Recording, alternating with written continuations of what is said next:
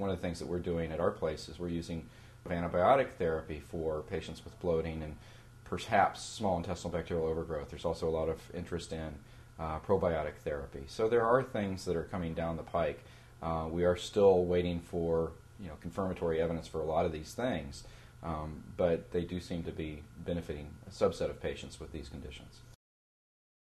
I have used probiotics in some patients after an antibiotic regimen, and we do have to be very careful. At our institution, the antibiotic that we're using is restricted to the gastroenterology department, and so we use it very judiciously.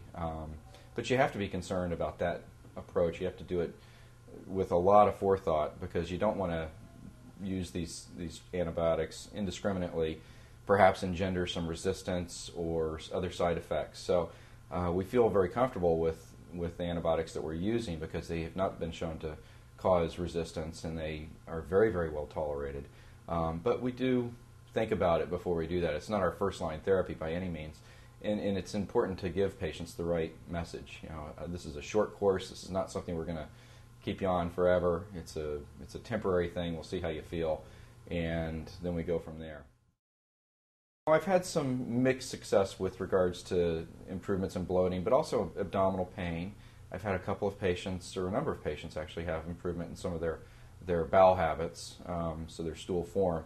I'm not sure that that's necessarily the norm, or whether that's more of an exception. So I've also had some patients who didn't feel a bit different.